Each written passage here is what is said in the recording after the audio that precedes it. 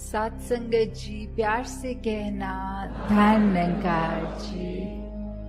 और यहाँ पे भी जो सत्संग के दौरान भी हमने सुना,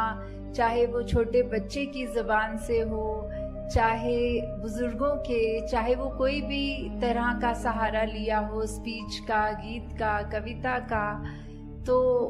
सबने एक ही बात दोहराई कि ये जो मिशन हमें क्या शिक्षा दे रहा है, ये ईश्वर परमात्मा पर निरंकार, ये हमारे लिए क्या अहमता जीवन में रखते हैं। और हालांकि ये भी उस तरह से देखा जाए तो हम अगर सिमरन कर रहे हैं और निरंकार प्रभु परमात्मा को याद कर रहे हैं तो उसका उद्देश्य क्या है कि निरंकार को तो कोई फर्क नहीं पड़ेगा कि हम अगर निरंकार को याद रख रहे हैं कि नहीं, पर हमें अपनी इस जीवन काल में किस तरह जीना है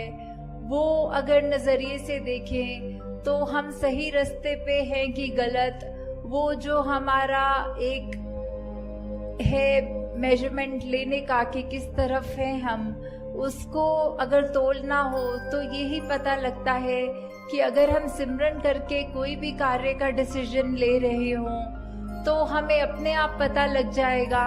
कि अगर मन में वो कार्य करने का समझ में आता है कि गिल्ट फ्री होके एक स्वच्छ तरीके से मन के भाव खुश हो रहे हैं तो हम बिल्कुल ठीक डायरेक्शन में चल रहे हैं। और अगर वही बात कि हम कोई कार्य करते हुए भी मन में ऐसे सोच आ रहे हैं कि ये डिसीजन तो बिल्कुल जो सत्संग में सुनते हैं ऐसी चीजों से बिल्कुल उलट है, तो हम खुद ही समझ सकते हैं कि क्या हमारा वो एक निर्णय करना उस चीज पे कि इस समय चाहे वो छोटी बात हो चाहे बड़ी हो, इतना भी हो कि अगर हम एग्जाम्पल के तौर पे आजकल की दुनिया में जहाँ पीयर प्रेशर की बात करते हैं, तो अगर कोई हमारे साथ वाला ऐसा कर रहे हैं जो हमारा मन उस तरह नहीं मान रहा कि ऐसा करना तो उचित नहीं है, तो अगर हम वो कार्य कर लेते हैं और वो अपने आधे दिल से, जैसे हाफ हार्टेडली बोलते हैं, तो उससे समझ में आता है कि निरंकार ने तो हम सबको वो चेतनता दी है वो डिसीजन मेकिंग की, तो वो हम किस रूप में किस तरफ वो लेकर जा रहे हैं। क्या हम सिर्फ उसी लिए ये कार्य कर रहे हैं कि सदियों सदियों से ये कार्य हो रहा है और अब तो ये परंपरा बन गई है, ये एक रूटीन बन गई है, तो हमें ऐसे समय में वो चीजों को सोचना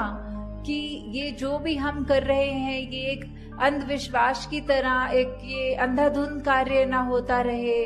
पर किस तरफ हमारी सोच हमें जो सही मार्ग दिखा रही है, जो निरंकार प्रभु परमात्मा का आसरा लेने के बाद जो ये सोच बन जाती है, तो वो कभी भी हमें गलत रास्ते नहीं जाने देता। और साथ ही जहाँ आज हम सत्संग में ये बहुत अलग तरह की भावना भाषाओं में सुन रहे थे, कोई प्रेम, नम्रता, करुणा की बात, कोई विशालता की बात, कोई इस निरंकार की महिमा का बयान करते हुए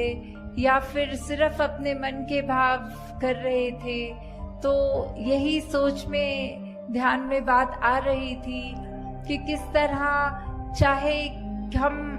कहीं से भी आए हो, हम एक दूसरे को सत्संग में यहाँ बैठ रहे हैं, हमारे आगे पीछे दाएं बाएं जो बैठ रहे हैं हम उनको जानते भी नहीं, उनका नाम भी नहीं जान सकते,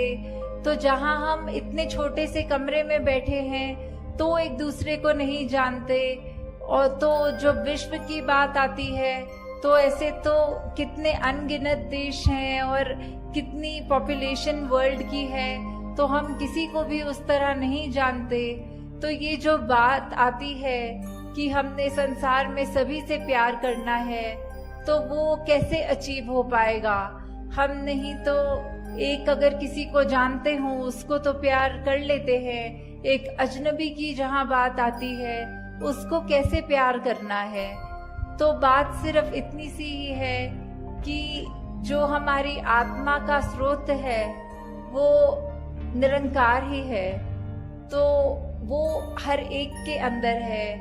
वो सिर्फ ये मनुष्य शरीर वालों के लिए बात ही नहीं, बल्कि पूरी वनस्पति या पूरे जो भी स्पीशीज हों इस संसार में, सभी में तो है। पर ये मनुष्य में हम हैं तो हमारे पास वो पोटेंशियली वो जीवन मिल गया जहां हम अपने इस सोर्स ऑफ ओरिजिनेशन, इस परमात्मा को जान सक रहे हैं। तो वही वो बात जहाँ प्यार की जब हम एग्जाम्पल देखें तो अगर हम एक ट्रेन में या कहीं पे भी ट्रैवल कर रहे हों तो हमारे साथ जो बैठे अजनबी हैं तो हम वो उसको एकदम से तो उसके लिए ऐसे हमारे भाव नहीं आएंगे, पर जैसे जैसे बात चलती है आगे, ट्रेन की जर्नी चल रही है, तो वहीं हम थोड़ा सा भी अगर जानकारी उनके बारे में ले लेते हैं तो कहीं ना कहीं हमें वो एक फेमिलियरिटी फैक्टर मिल जाता है। ओ, आप तो हमारे ही शहर के हैं, अच्छा आप जहाँ रहते हैं वहाँ हमारे रिश्तेदार रहते हैं, या कुछ भी ऐसी बातें होती है कि धीरे धीरे वो जहाँ एक अजनबी है उसके लिए मन में वो एक सॉफ्ट कॉर्नर बनना, वो एक प्रेम का एक थोड़ा सा दर्जा उसके मन में हमारे लिए जो आना। तो अगर हम सिर्फ ये कम्युनिकेशन रूप में भी चाहे, जो अभी तक बिल्कुल अजनबी था अब वो हमारा जानकार हो गया, और ऐसे ही जहाँ लार्ज स्केल पे देखें, दुनिया की बात करें, तो ये तो संभव ही नहीं कि हम हर एक से जा के बात करें और ये फेमिलियरिटी फैक्टर देखें। तो किस तरह यही है कि सभी से प्यार करना, क्योंकि हम इस परमात्मा से करते हैं तो सभी से करते हैं। तो ये प्यार करना मतलब हर एक के पास जाके जताना प्यार तो संभव भी नहीं है। तो किस तरह हम जहाँ छोटे से ही दायरे में अगर हैं, अगर हम उसमें ही हर एक से प्यार करें तो हम पूरे सृष्टि से, पूरे ब्रह्मांड से प्यार कर रहे हैं। तो ये भी कैसे हो जाता है जहाँ आज की दुनिया में एक ब्लड रिलेटिव्स, एक इमीडिएट फैमिली के ही सदस्य आपस में ठीक से बात नहीं कर सकते, या एक दूसरे का निरादर करते हैं, या फिर अपने बोलों में ऐसे कठोर वचन से एक दूसरे का दिल दुखाते हैं। तो जहाँ पे आज की दुनिया में ये भी संभव नहीं कि हम एक परिवार में माता पिता, बच्चे, ग्रैंड पेरेंट्स या बस इतने से ही एक हार्मनी में जी सकें, तो ये विश्व में ये शांति की बात या फिर प्यार की बात इसको स्थापित करनी है तो हमने खुद ही देखना है इसको कैसे स्थापित कर सकेंगे। जब हम एक दूसरे की बात मानेंगे, और लॉजिक तो है अपनी जगह की, अगर कोई चाहे उम्र में बड़े हों, परिवार में छोटे हों, वो अगर बिल्कुल कोई ऐसी बात कर रहे हों तो सिर्फ ये भी नहीं कि चलो बात माननी है, हमें ये सिखाया है, अगर वो बात लगे कि ये अभी बिल्कुल ऐसी बात कर रहे हैं जो उसके खुद के हित में नहीं है और परिवार का भी माहौल खराब करने वाली बात है, तो उस समय हमें यही एक जो अपना गुरुमुख का जो एक कर्तव्य है तो वो हमने रखकर अपने भाव उनको भी समझाना है कि ये आपकी बात जो है ये अपनी सोच को किस तरह मोल्ड कीजिए, या फिर परिवार रूप में भी इसके साथ हम आपके साथ सहमत नहीं हैं। आप सत्संग का कोई उदाहरण कोट करें या जीवन में कहीं भी कुछ हो,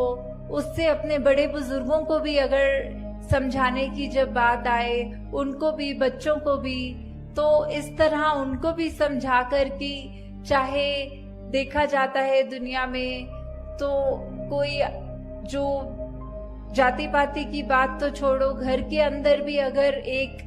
डोमेस्टिक हेल्प जिनको हम कहते हैं, जो हमारे